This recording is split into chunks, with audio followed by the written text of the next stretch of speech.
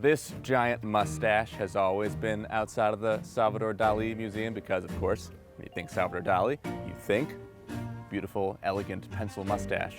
But when you think of another iconic painter, Mr. Vincent van Gogh, you think of sunflowers, which is why, for their new Van Gogh Alive exhibit, they have plastered beautiful sunflowers all over the mustache. And we're gonna go check out the Van Gogh Alive, of course, with our mustachioed masks.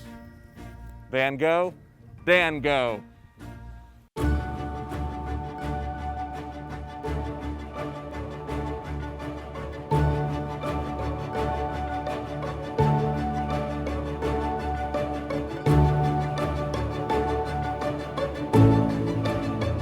If you are a frequenter in the St. Pete area, then you probably already figured out from what's behind us that we are at the Dali Museum.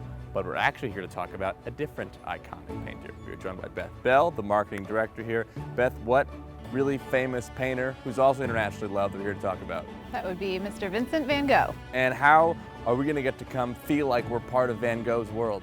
Through our special exhibition, Van Gogh Alive, where you can walk literally into Van Gogh's paintings through a fully immersive digital experience. Now, I did get to walk through it a little bit. Thankfully, I had Beth there to guide me because I was just kind of walking like this. Like millennials are always looking at their phone, but for once instead, I just couldn't stop looking up instead and had no idea where I was going or where I was going to end up because it just kind of takes over you. Can you kind of paint that picture of how this thing encapsulates all of your senses? Sure, it's a 5,000 square foot space, and these projectors are floor to ceiling, so 15 feet high, and they're completely surrounding you. And on the screens, you'll see various artworks sort of come to life. You might see brush strokes painted, and I think that's what Van Gogh is really known for, those deep, dramatic, colorful brush strokes. And as you walk through, you'll be able to see also different writings from his written work, so it kind of gives a little more context, and it will take you through all of the places where he lived throughout his